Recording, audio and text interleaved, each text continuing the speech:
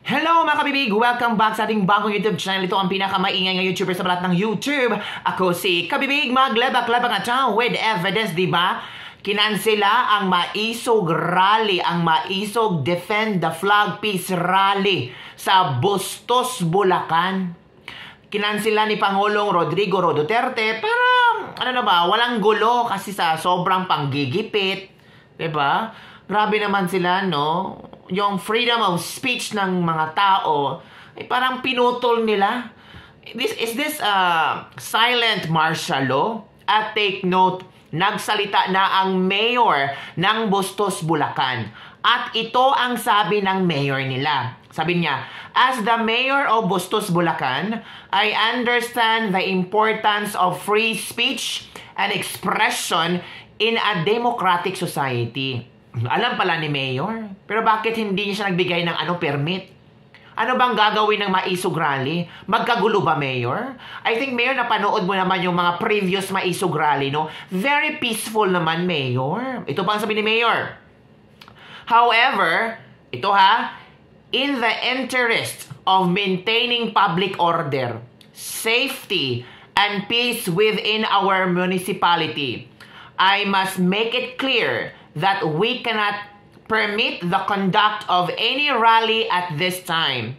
Especially talaga, the Defend the Flag Peace Rally of TAPS Coalition. Especially talaga. Noted talaga, no?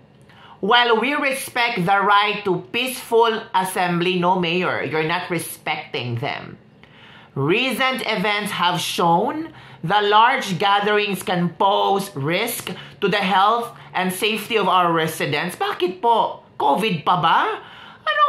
Anong can pose risk to the health and safety of our residents? Anong nangyari? Merong bang pandemic sa Bustos, Bulacan? Mayor, magsalita ka naman. Kumusta po ang health and sanitation sa Bustos, Bulacan? May epidemya ba nangyari dyan? Particularly in the light of ongoing public health concern. Alam nyo, Mayor, kung anong problema ng mga tao niya. Sobrang mainit po, Mayor. Sobrang init, Mayor. Sobrang taas ng bigas, Mayor. Paano mo solusyonan yan? Ano bang ginawa mong programa para sa mga farmers na apektuhan na sobrang init ngayon? Meron ba, Mayor? Additionally, we must ensure that our streets remain accessible and safe for all members of our community. Ano bang mangyari, Mayor? Magkaguluhan bang mangyari sa Defend the Flag Peace Rally of TAPS Coalition? Lahat ba ng lugar sasakupin ng aaten ng rally? Mayor, lawakan naman yung pag-iisip, Mayor. Hindi puro politiko na lang, Mayor. Hindi lang puro pamulitika ang ating nasa isip, Mayor. Takot ba, Mayor? Therefore, I urge all parties involved to find alternative means of expressing their views and engaging in dialogue that does not involve large public gatherings. Let us work together to find peaceful and constructive ways to address our differences and move forward as a united community. Luma na po yung word united, Mayor, kasi ramdam ng mga tao ngayon na hindi na united ang wala na yung unity. Storya lang yon, sa dila lang yon, Mayor. Sabihin mo united, Mayor. Hanggang dila yung Mayor, pero hindi pinapakita ng ating mga politikong hinalal, Mayor. Nakalimutan nila, Mayor. Naku, iba na ang mga tao ngayon, Mayor. Alam nila kung sino ang bulok at kung sino yung politiko na tinitingnan kung ano ang pwedeng itulong sa mamayan. Ito parang tinanggalan nyo ng boses ang mga tao, lalo na yung mga aaten sa Defend the Flag Peace Rally sa Bustos, Bulacan. Maisog Rally. Thank you for your understanding and cooperation in this matter. Wala kami magagawa, Mayor. It's because you said thank you. Thank you din po sa pagkitil ng boses ng mamamayan dahil hindi po kayo nagbigay ng permit. Bakit nga ba, Mayor? Kalarki naman po. Pahayag ni Pangulong Bongbong Marcos, meron man siyang pahayag dito, wala siyang pakialam. Ang importante, walang Maisog Rally ngayon. Walang magte-trending na pag-uusapan na naman ang pangalan nila. But don't you worry, kasi may press con later si Pangulong Rodrigo Duterte. Sabi dito, pahayag ng Maisog, alinsunod sa naging pasya ni Pangulong Rodrigo Roa Duterte, nais ko ipabatid na sa lahat ng hindi tuloy ang paglaraos ng hakbang ng Maisog, isang mapayapa at malawakang peace rally na nakatakdang ganapin mamayang 5 p.m. ng Busos, Bulacan. Ang naging desisyon ay upang maiwasan ang anumang gulo at sakitan na maaring idudulot ng lantarang panggigipit ng pamahalaan para hindi matuloy ang ating peace rally. Hindi po ito pagpapasupil, hindi po tayo papasupil sa pamamalabis ng administrasyong ito. Antabayanan po ninyo ang mga susunod na ating pagkilos. Protect and defend the Constitution. Diba? So mga kabibig, heto ang ilang mga interview, ilang kaganapan sa araw na ito kung saan halata naman. Hindi naman bobo ang mga tao na hindi pwedeng mag-interpret in their own understanding kung ano ang ginawa ninyo sa Maisog Rally. I'm sure may konsensya kayo. Deep in your heart, nakokonsensya kayo.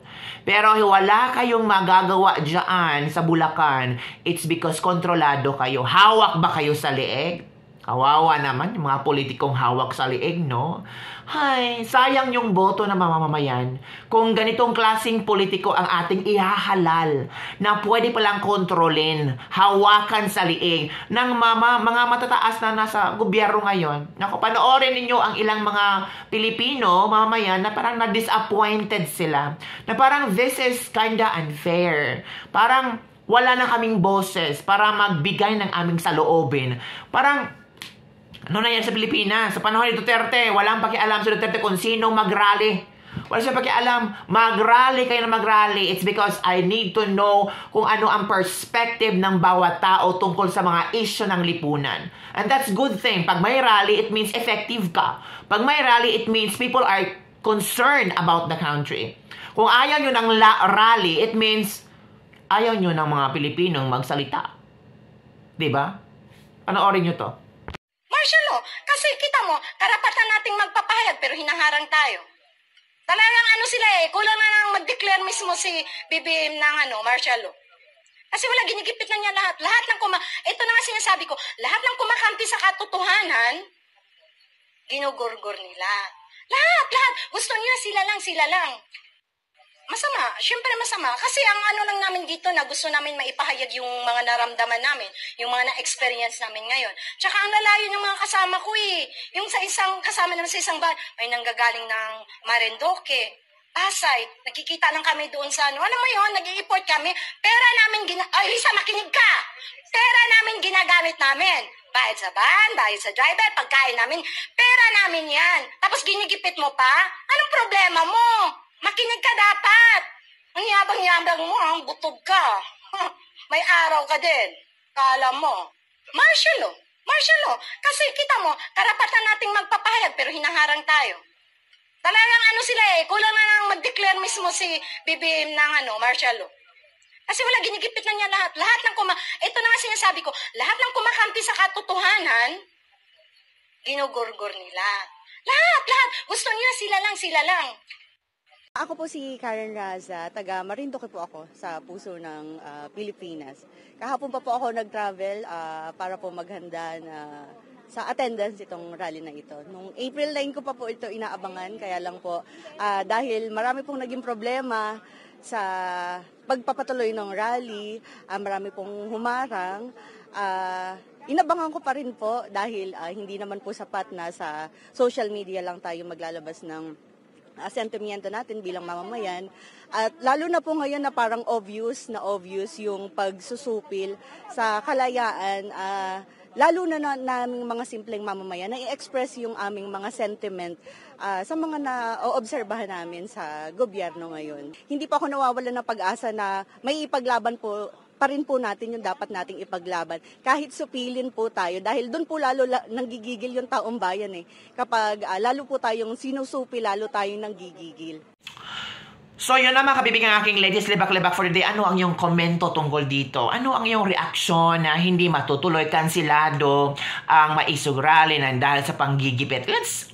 other people find it mas ma-okay daw nga. Hindi matutuloy, baka magkagulo lang. For me naman, mas mabuti na. Hindi matutuloy kasi starting pa lang parang nagsimula na silang hamakin.